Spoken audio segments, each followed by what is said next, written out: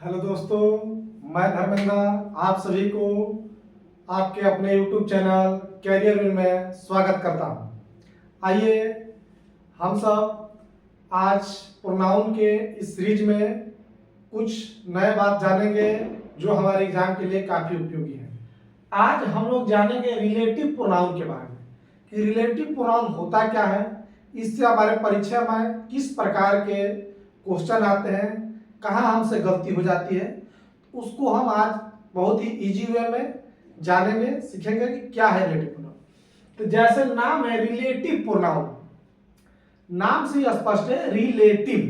Relative का क्या अपना होता है, रिश्ता जोड़ता है, किसी भी चीज को और आगे बढ़ाना हो। रिलेशन क्या होता है, एक परिवार है, फिर उसमें और एक रिलेशन जुड़ता है, संबंध जुड़ता है, आगे बढ़ता है, फिर रिलेशन जुड़ा, आगे बढ़ता है। तो रिलेशन जैसे जैसे जुड़ता जाता है वो परिवार आगे बढ़ता जाता है। वैसे इसी का नाम रिलेटिव प्रोनाउन। यह क्या करता है ना कि जहां थोड़ी कहानी खत्म हो रही है उसमें आगे और बढ़ाने का काम करता है, कुछ ऐड करके बताए। मैंने यहां से देखिए, मान लो कोई यहाँ नाउन यहाँ पर कुछ खत्म है, इसके बारे में कुछ और आगे जोड़ना है, बताना है, तो उसको बताने के लिए हम जिस प्रोनाउन का प्रयोग करते हैं उसे रिलेटिव प्रोनाउन कहते हैं। नाम यह है कि the pronoun which relate a clause. Clause मतलब सेंटेंस का छोटा हिस्सा जिसका अपना सब्जेक्ट और वर्ब। एक सेंटेंस का अपना हिस्सा जिसका अपना सब्जेक्ट और अपना वर्ब हो उसे क्लॉज कहते हैं। क्या कहता है, which relate a clause to a noun या प्रोनाउन। एक नाउन या प्रोनाउन से एक पूरे क्लॉज का संबंध बताता है, उसको क्या कहते हैं, रिलेटिव प्रोनाउन कहते हैं। रिलेटिव प्रोनाउन नाम है वैसा प्रोनाउन, वह प्रोनाउन जो एक क्लॉज को रिलेट करता है, उसको संबंध बताता है। किससे बताता है, एक नाउन या प्रोनाउन से। जो पीछे इसके पहले जो नाउन या प्रोनाउन होगा उसका संबंध यह एक क्लॉज से बताएगा, उसको कहेंगे रिलेटिव प्रोनाउन। अभी कुछ नहीं समझ में आ रहा होगा, लेकिन अभी अब जैसे आगे बताएंगे से आपको क्लियर होगा कि क्या यह बोल रहे हैं। अभी कितना समझ रहे कि वह प्रोनाउन जो रिलेट करता है एक क्लॉज को, जो रिलेट करता है क्लॉज को किससे, नाउन या प्रोनाउन से, उसको कहते हैं रिलेटिव। नाम से रिलेटिव प्रोनाउन मतलब वह प्रोनाउन जो रिलेट करता है एक क्लॉज को। किससे रिलेट करता है, एक क्लॉज का रिलेशन किससे बताता है, एक नाउन या प्रोनाउन से, उसी को हम क्या बोलते हैं, रिलेटिव प्रोनाउन। इसके कौन कौन से रिलेटिव प्रोनाउन होते हैं, हु है, हुम है, विच है, हुज है, दैट है, और कुछ और भी है जिसे हम कंपाउंड रिलेटिव प्रोनाउन कहेंगे, वो आगे हम जानेंगे। लेकिन मोस्ट इंपॉर्टेंट यही 5 है, ठीक है, हु, हुम, व्हिच, हुज, दैट, ये रिलेटिव प्रोनाउन है। और हम देखेंगे कैसे रिलेट करते हैं। जैसे जो परिभाषा है ना वो आगे देखिए एग्जांपल में, हु, जैसे हु एक रिलेटिव प्रोनाउन पढ़ेंगे, आप उससे समझते जाएंगे। हु, हुम सबके बारे में जो बताएंगे आप देखेंगे कि यह एक क्लॉज को कैसे दूसरे नाउन या प्रोनाउन से रिलेट करता है, उसके बारे में आप जान जाएंगे यहाँ पे। आइए सबसे पहले हम हु के बारे में सुनते हैं। हु एक रिलेटिव प्रोनाउन है, तो हु का यूज करेंगे हम, who is use as a subject. Who का ध्यान रखिएगा, हु किसका काम करेगा, सब्जेक्ट का काम करेगा, और किसके लिए, फॉर ह्यूमन बीइंग के लिए। हु में एकदम क्लियर हो। हु जहां देखिएगा तो यह रिलेटिव प्रोनाउन का जब काम करेगा तो यह सब्जेक्ट बनेगा और यह सिर्फ ह्यूमन के लिए यूज होगा, ठीक है ना, मेल और फीमेल। किसके मेल और फीमेल, ह्यूमन, मनुष्य के लिए। मनुष्य के अलावा किसी दूसरे के लिए यूज नहीं होगा। जहां आप पहला तो इधर यही हो जाएगा कि हु का यूज मनुष्य के छोड़ के किसी और के साथ हुआ, देख लिया आप, समझिए इधर वही है। पहला तो इधर यही है कि हु का यूज सिर्फ ही सिर्फ ह्यूमन के लिए होता है। किसके लिए, ह्यूमन के लिए, मनुष्य के लिए होता है। मनुष्य के सिवाय किसी और के लिए नहीं होता है। और जब मनुष्य को सब्जेक्ट के रूप में काम करेगा तो दो बातें उनका साथ, हु का यूज किसके रूप में होता है, सब्जेक्ट के रूप में। किसके रूप में, सब्जेक्ट। दो इंपॉर्टेंट बात ध्यान रखना है, हु का यूज सब्जेक्ट के रूप में होगा, दूसरा सिर्फ और सिर्फ ह्यूमन के लिए होगा, ठीक है। यहां दोनों बात ध्यान रखना है, हु का यूज सिर्फ सब्जेक्ट के रूप में करेंगे, दूसरा ह्यूमन के लिए क्या करेंगे, तीसरा ह्यूमन के सिवाय किसी और के लिए नहीं करना, ठीक है। तो दो बात एकदम आपको कंठस्थ रखना है, हु का यूज सिर्फ ह्यूमन के लिए, ह्यूमन के सिवाय किसी और के लिए नहीं होगा। जहां आपको दिख गया आप समझिए यही रेड फ्लैग है। रेड फ्लैग, लाल बत्ती आपके दिमाग में बढ़ जाना चाहिए, यही है भाई, कहीं और नहीं है। हु के यू तो सिर्फ ह्यूमन के लिए होता है। ह्यूमन क्या हुआ, कोई भी जानवर दिख जाए या कोई भी वस्तु दिख जाए उसके लिए हु का यूज हुआ हो, समझिए गलती है। दूसरा, हु का यूज सिर्फ सब्जेक्ट के रूप में होगा, ठीक है। कहीं भी सब्जेक्ट के अलावा ऑब्जेक्ट के रूप में किसी और रूप में हु का यूज दिख गया, समझिए इधर है, ठीक है। आइए हम कुछ एग्जांपल से जानते हैं। जैसे होगा ना, सी इज द गर्ल, वह, सी इज द गर्ल, वह यही लड़की है। अब इसके बारे में बताना, सी इज द गर्ल, हम बता दें कि यह वह वही लड़की है। अब इसके बारे में बताना है कि इस गर्ल के बारे में बताना कि यह गर्ल क्या करती है, गर्ल डेली स्कूल जाती है या पढ़ने जाती है, क्या कर। तो आगे देखिए, इस गर्ल के लिए हम ये देखें, she is the girl, she is the girl who teach English, जो इंग्लिश पढ़ाती है। अब इसी गर्ल को देखिए, यह गर्ल क्या है, वुमेन है भाई, लड़की वुमेन है कि नहीं। तो सी इज द गर्ल, वह यही लड़की है, ठीक है, हु टीच इंग्लिश। अब ध्यान देखिएगा, अब इस गर्ल को फिर सब्जेक्ट बना के लिखना है। हु किसका काम कर रहा है, सब्जेक्ट का काम कर रहा है। हु लड़की जो इंग्लिश पढ़ाती है, यहां गर्ल के ही बारे में बात हो रहा है, हु टीच इंग्लिश। तो ध्यान रखिएगा, हु किसके लिए इस्तेमाल हुआ है, गर्ल के लिए। गर्ल क्या है, सिंगुलर है ना भाई, गर्ल एक ही को है। तो जब सिंगुलर रहेगा तो इसके साथ वर्ब के साथ एस एस लगता है ना, इसको भी सिंगुलर लिखते हैं। तो हु टीचेज, टीच नहीं टीचेज। तो हु के साथ तीसरा बात, जब रिलेटिव प्रोनाउन के साथ तीसरा बात भी ध्यान रखना है कि जो नाउन या प्रोनाउन जिसके लिए यूज हुआ, अभी पता है ना कि हु की रिलेटिव प्रोनाउन का क्या काम है कि यह रिलेट करता है एक क्लाउज को। पूरा एक क्लाउज बना दिया, एक सेंटेंस का छोटा टुकड़ा। हु टीच इंग्लिश, कौन टीच इंग्लिश करती है, तो भाई और लड़की, इसी लड़की के बारे में बात हो रहा है ना। तो ये इस पूरा क्लाउज का संबंध किससे, इस नाउन से है। समझ में आया परिभाषा कि रिलेटिव प्रोनाउन क्या कहता है कि एक रिलेटिव एक क्लाउज को रिलेट करता है, इस क्लाउज का संबंध बता रहा है किससे, इस लड़की से। यानी इस लड़की का ये वाला नाउन है, इससे संबंध, इस क्लाउज का संबंध इस नाउन से कौन कर रहा है, रिलेटिव प्रोनाउन के ही चलते ना हो रहा है भाई। यही लग कर यही लग के एक क्लाउज बना दिया जो इस नाउन से संबंध बता रहा है कि हाँ भाई यह लड़की क्या करती है, इंग्लिश पढ़ाती है। तो ध्यान रखिए कि हु का यूज किसके लिए, सब्जेक्ट रूप में कर रहा है ना जी। यहां देखिए क्या है, हु माने सब्जेक्ट, हु जो माने लड़की या गर्ल, ठीक है, टीचेज इंग्लिश, जो इंग्लिश पढ़ाती है। यहां देखिए इस वर्ब का सब्जेक्ट क्या है, गर्ल है, गर्ल है ना जी। तो गर्ल के लिए ना हु यूज हुआ है, गर्ल के लिए ना हु यूज हुआ है, ठीक है।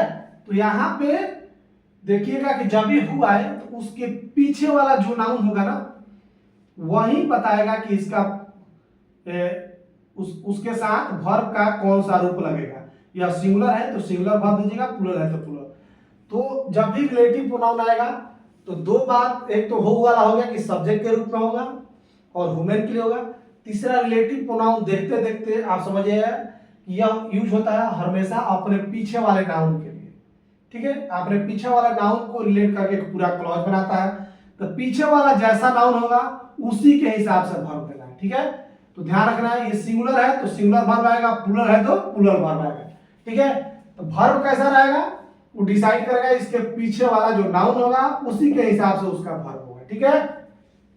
तो रिलेटिव प्रोनाउन जब सब्जेक्ट के रूप में काम करेगा तो इसके वो जिस नाउन के लिए यूज होगा ना वही नाउन बताएगा कि अब इसका वर्ब कैसा होगा, ठीक है। तो इसमें ध्यान रखना कि जब भी हु आए तो हु को देखना सब्जेक्ट के रूप में होना चाहिए, क्योंकि सब्जेक्ट के रूप में होगा तो इसके बाद अपना वर्ब आएगा, ठीक है। तो सब्जेक्ट के रूप में यूज होगा। दूसरा कि वुमेन के लिए सिर्फ यूज होगा। तीसरा, इसके साथ जो वर्ब लगेगा वह इसके पहले जो नाउन होगा उसी के हिसाब से आना चाहिए। सिंगुलर है तो सिंगुलर रहना चाहिए, ठीक है। तो ये क्लियर, आगे देखिए। He is one of the student. He का हु का आप हिंदी जानना चाहते हैं तो हु को हिंदी में आप जो कह सकते हैं, ठीक है ना। हु का हिंदी मतलब होता है जो, ठीक है। ही is one of the student, वह उन छात्रों में से एक है हु हैज फेल्ड, जो एग्जाम में असफल हो चुके हैं।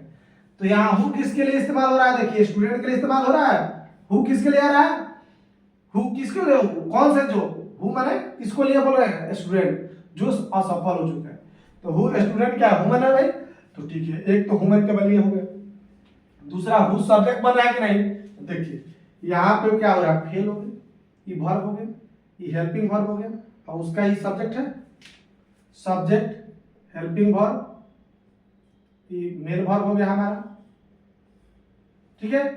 तो यहाँ फिर इसी को हम सब्जेक्ट बना के स्टूडेंट को, कि जो असफल हो चुके हैं, जो फेल हो चुके हैं। तो दूसरा यह सब्जेक्ट के रूप में इस्तेमाल हुआ। और तीसरा कि देखिए यहाँ कि हु का इस्तेमाल हुआ है, तो उसके पहले नाउन, जो नाउन है स्टूडेंट्स है, सिंगुलर है प्लूरल है, उसी के हिसाब से वर्ब आएगा। स्टूडेंट्स प्लूरल है, तो यहाँ पे हैज नहीं आके क्या आएगा, हैव आएगा, ठीक है। Who had failed. तो तीन बात ध्यान रखना है। कौन कौन से तीन बात, हु हमेशा हमेशा सब्जेक्ट के रूप में इस्तेमाल होगा, तो सब्जेक्ट के रूप में इस्तेमाल होगा तो उसका अपना हेल्पिंग वर्ब होगा, मेन वर्ब होना चाहिए। तो हु का इस्तेमाल ह्यूमन के लिए होता है, सब्जेक्ट के रूप में होता है, और उसके बाद जो वर्ब लगेगा वो हमेशा उसके पहले वाले नाउन के हिसाब से ही लगेगा, ठीक है। तो यहाँ पे स्टूडेंट्स है, तो उसके लिए क्या आएगा, हैव आएगा, ठीक है ना। बहुत सारे प्लूरल है ना, तो यहाँ पर प्लूरल वर्ब आएगा, ठीक है। यह बात ध्यान रखना है। आगे, my father who is a teacher, बता रहे मेरे पिता जो एक शिक्षक है, लिव्स इन दिल्ली, वो कहाँ रहते हैं भाई, दिल्ली में रहते हैं। तो यहाँ हु किसके लिए इस्तेमाल हुआ है भाई, फादर के लिए, मेरे पिता। तो मेरे पिता ह्यूमन है भाई, मनुष्य है ना भाई, तो मनुष्य है, तो इसके लिए हु का इस्तेमाल होता है, ठीक है, ये सही है। अब देखिए हु सब्जेक्ट के रूप में इस्तेमाल हुआ है कि नहीं, हु का क्या काम कर रहा है कि who is a teacher, father को यहाँ सब्जेक्ट बनाया है ना, हु इज ए टीचर। देखिएगा तो यहाँ जो इज है, इस इज का सब्जेक्ट क्या है, हुए ना, या इज किसके लिए, वर्ब जो है, वर्ब का इस इज का सब्जेक्ट पूछिए तो कौन है, हु है कि नहीं, इस इज का सब्जेक्ट क्या है, हु है, ठीक है। तो हु इज टीचर सब्जेक्ट के लिए इस्तेमाल हो गया, कहते के लिए इस्तेमाल हो गया।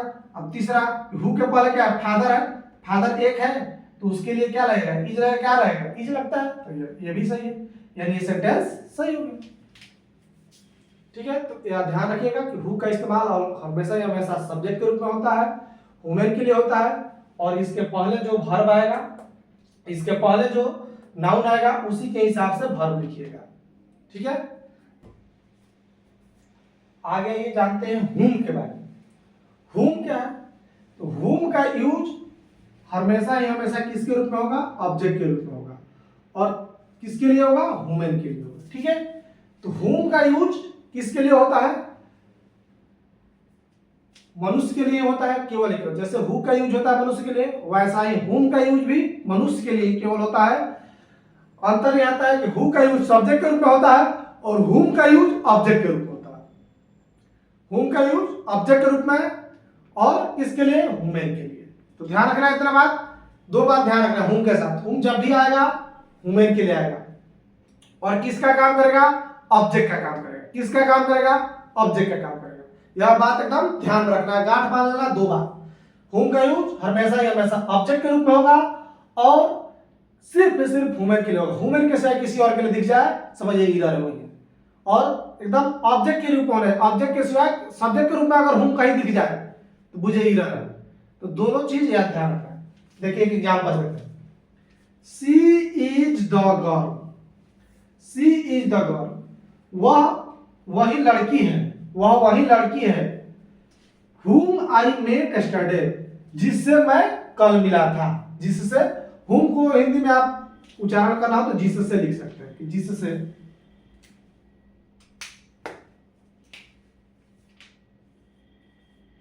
जिससे, चाहे जिससे, जिससे या जिससे मैं कल मिला। सी इज द गर्ल, यहाँ देखिए पूरा वाक्य हो गया, सी इज द गर्ल, वह वही लड़की, यहाँ सी सब्जेक्ट हो गया, उसका हेल्पिंग वर्ब हो गया, यू अदर वर्ब। आगे फिर आगे इस लड़की के बारे में बता रहा है कि whom I met yesterday, यहाँ आई क्या है, सब्जेक्ट है, मेट मिलना वर्ब है। अब किससे मिला, किससे मिला, तो लड़की से मिला, उस लड़की के लिए क्या इस्तेमाल हुआ है, यहाँ पे whom। देखिए इस वर्ब का ऑब्जेक्ट कौन बना है, whom बना है, मेट का ऑब्जेक्ट क्या है, whom है। अगर यही इस मेट का ऑब्जेक्ट का जगह हु लिख देते तो गलती हो जाती। आई मेट यस्टरडे, जिससे मैं कल मिला, इस लड़की के लिए यह इस्तेमाल हुआ है हूं, यह लड़की के लिए इस्तेमाल हुआ है, ठीक है ना। लेकिन इस लड़की को यहाँ पे हूं लगाकर हम इसका ऑब्जेक्ट बना रहे हैं, ठीक है। तो लड़की के लिए इस्तेमाल हुआ है कि सी इज द गर्ल, वह वही लड़की है जिससे आई मेट यस्टरडे, जिससे मैं कल मिला था। इस लड़की के बारे में बता रहे हैं कि whom, जिससे आई मेट यस्टरडे, जिससे मैं कल मिला था। अब यहां देखिए आई सब्जेक्ट हो गया, मेट मिला वर्ब हो गया, किससे मिला, जिससे मिला, उस लड़की के बारे में बताने के लिए यहां whom आया है। तो whom मेट का ऑब्जेक्ट, इस वर्ब का ऑब्जेक्ट कौन है, whom है ना। तो whom देखिए ऑब्जेक्ट के रूप में इस्तेमाल हुआ, तो whom I met yesterday, जिससे मैं कल मिला। तो दोनों बात है, इस लड़की के लिए whom इस्तेमाल हुआ, लड़की क्या ह्यूमन बीइंग है, ठीक है। दूसरा ऑब्जेक्ट रूप में हुआ है, हाँ हुआ है, I met yesterday, मिला, किससे मिला, whom, जिससे। तो यहाँ पे इस वर्ब का ऑब्जेक्ट क्या है, whom है, ठीक है। तो जब भी इस किसी नाउन को ऑब्जेक्ट के रूप में बना के लिख रहा हो तो whom लगा के लिखिए, whom I met yesterday। आगे देखिए, द पर्सन, वह आदमी, whom I like most, जिसे मैं बहुत पसंद करता हूं, इज माई फादर। अब यहां देखिए द पर्सन, ये तो एक नाउन हो गया। अब इस नाउन का वर्ब आपको नहीं मिलेगा अभी देखिए इस नाउन के बारे में, इस नाउन के बारे के लिए रिलेट करने के लिए whom का इस्तेमाल, whom, यहां देखिए whom I like most, whom I like most, उसके बाद इसका कहानी चलो, इज माई फादर, इस सब्जेक्ट अपना सब्जेक्ट है और इसका वर्ब और अदर वर्ड चलो, इज माई फादर। इधर बीच में एक सेंटेंस आया है whom I like most, whom किसके लिए इस्तेमाल हुआ है, पर्सन के लिए, पर्सन ह्यूमन बीइंग हो गया एक बात से। दूसरा देखिए यह ऑब्जेक्ट के रूप में आया है कि नहीं, तो देखिए आई क्या हो गया इधर, यहां सब्जेक्ट हुआ आई, लाइक वर्ब हो गया, किसे लाइक करता हूं, जिसे, इसी के बाद किसे लाइक करता हूं, किसके लिए लाइक करता हूं, इसका ऑब्जेक्ट क्या है, इस वर्ब का ऑब्जेक्ट के रूप में इस्तेमाल हुआ है, ठीक है। whom यही बता रहा है कि पर्सन के लिए, whom I like most, the person whom I like most। देखिए यहां सब्जेक्ट है, इस सब्जेक्ट का ही वर्ब है, उस वर्ब का ऑब्जेक्ट कौन है, पीछे वाले यहां whom I like most, वह व्यक्ति जिसे मैं बहुत ज्यादा पसंद करता हूं, सबसे ज्यादा पसंद करता हूं, वो मेरे पिताजी हैं। तो दोनों बात क्लियर कि whom किसके लिए इस्तेमाल हुआ है, पर्सन के लिए इस्तेमाल होगा, पर्सन ह्यूमन, ह्यूमन के लिए इस्तेमाल होगा, मनुष्य के लिए इस्तेमाल होगा, और यह किस रूप में होगा, ऑब्जेक्ट के रूप में, जो वर्ब होगा उसका यह ऑब्जेक्ट बनना चाहिए, ठीक है। ऑब्जेक्ट बना है ना, whom I like most। जब भी एक इजी वे में पहचानने का तरीका है, जब भी whom लिखा रहेगा ना तो उसके जस्ट बाद वर्ब नहीं है, उसके बाद कोई दूसरा नाउन प्रोनाउन आएगा तब वर्ब आएगा।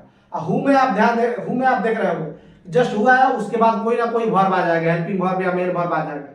तो जब भी who देखे तो who के बाद तुरंत आप वर्ब देखिएगा है तो ठीक है, whom देखिएगा तो whom के बाद तुरंत वर्ब नहीं आएगा, whom उसके बाद कोई नाउन प्रोनाउन कुछ जैसे आया है और उसके बाद वर्ब आया है।